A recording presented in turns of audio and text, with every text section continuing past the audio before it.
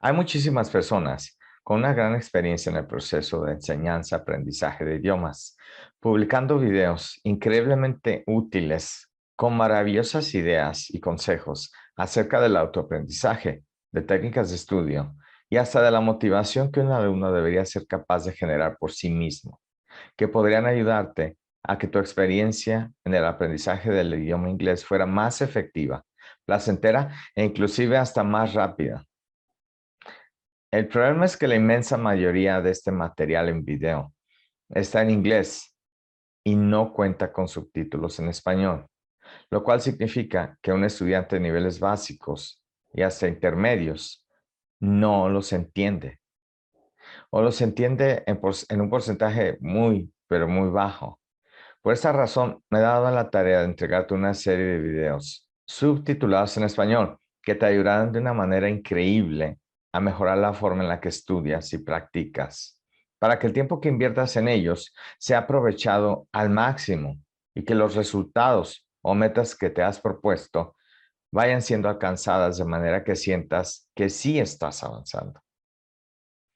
Espero que tengas la motivación, las ganas y la disposición de aprender y la paciencia necesaria para disfrutar de estos videos de principio a fin. Así es que sin más preámbulo, aquí te dejo mi primera entrega de la serie, la cual tiene que ver con consejos acerca de la fluidez al hablar y al pensar en inglés. If you can think in English and stop translating, then you can answer questions more fluently and participate in conversations more easily. Let's find out how to do it. Talking about thinking in English. It's a challenge for some students, right? And I think this is because in many schools across the world, students are taught with what we call the grammar translation method. Right? We're taught to translate. When I learned Chinese, right, the teacher would say, okay, Keith, to say hello in Chinese, you say ni hao. Great. To say how are you, you can say ni zhenmengyan. And to say, and so on and so on. And so it seems natural, right, and logical at a beginner level, you're translating to learn the language. However, the problem is this becomes a habit that is very, very hard to break as you move up the levels. But it's essential that you break this habit because otherwise you're not going to build up the fluency you need, right? When you can start thinking in English, then you can really answer questions more easily. And in IELTS speaking, that's really important, right? So in this video, I'm going to show you 7 smart ways that you can start thinking in English. Let's begin.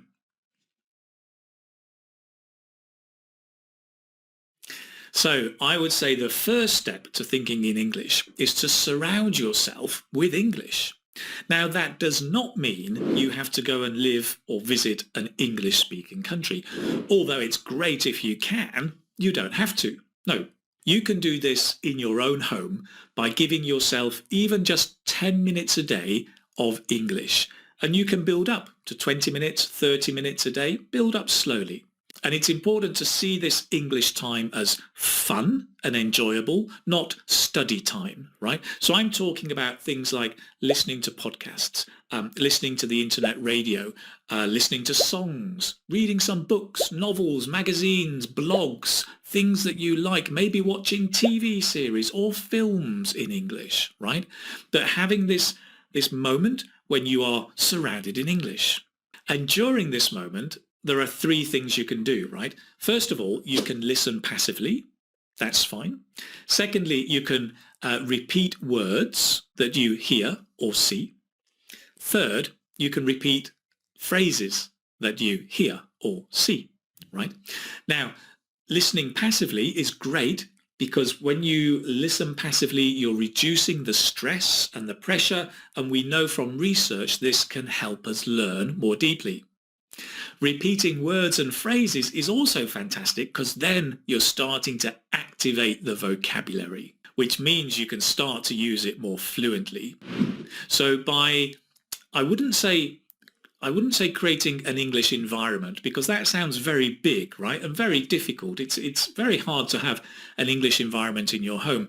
I prefer to call it English moments. By creating these English moments, maybe 10 minutes or 20 minutes, then what you're doing is you're enabling yourself to start thinking in English because you're surrounded in English for that moment.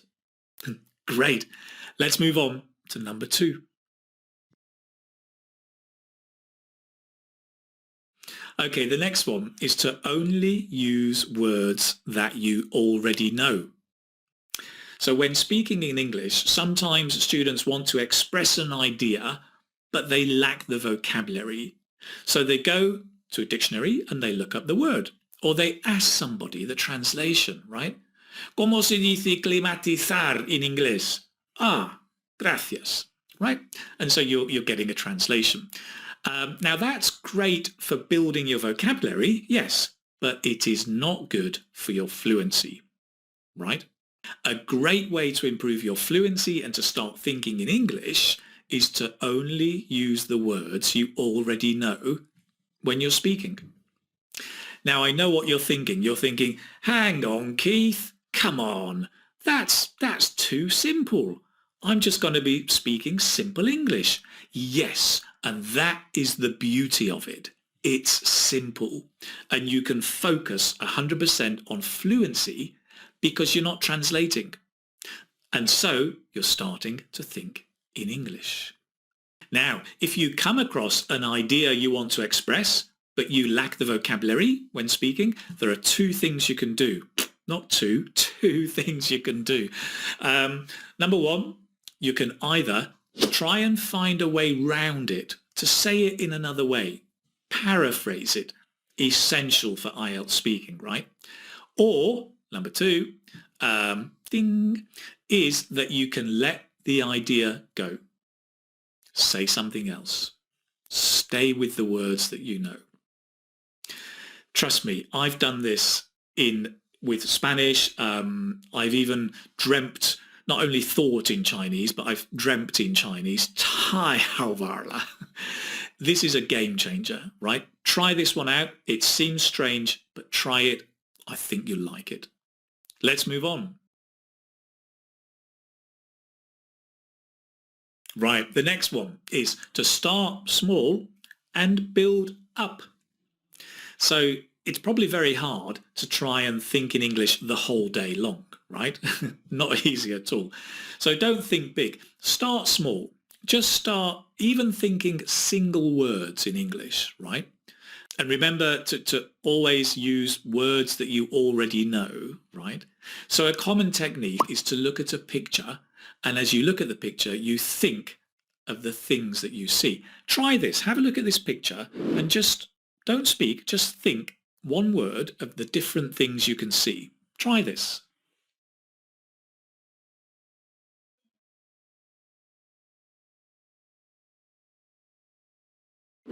Great. Now, you probably all thought different things, right? I was thinking yoga, plants, t-shirt, lights, mat, right? Those are the things that I thought of. This is a great and simple activity, right? You can do this anywhere. You can just do it for a few minutes when you're waiting in line, if you're queuing in the bank or commuting on a train. You can use a picture, but probably more natural is just to look around you and describe the things that you see in your head, right? So, you know, you're queuing in the bank and you look around and you go, bank, queue, security guard, gun, lights, camera, noisy, and so on, just going on in your head, right? Very, very simple. Remember, with words that you already know.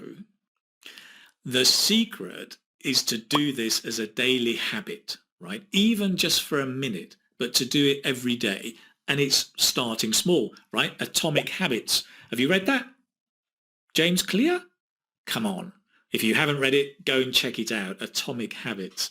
So you build up this small habit every day, right? That's the first thing. And the second thing is to start small and build up. So in my previous example, we started with individual words, right? But then you can move up to collocations, right? 2 words or 3 words. chunks or phrases. So when we look at the yoga situation, right, whether it's a picture or your yoga class, you might say yoga mat, blue t-shirt, bright lights, indoor plants, right? Thinking, right? Not saying, but you're thinking these.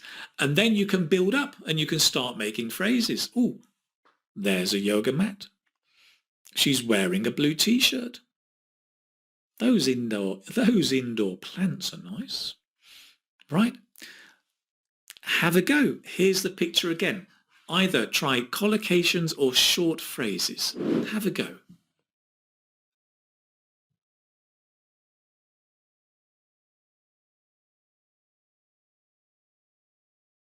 Right, nice.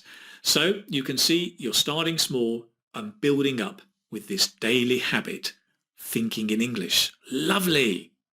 Next.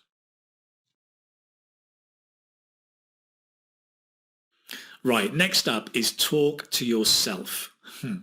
So in the last activity, right, start small and build up, we were focusing on just thinking, right, those words and phrases in your head.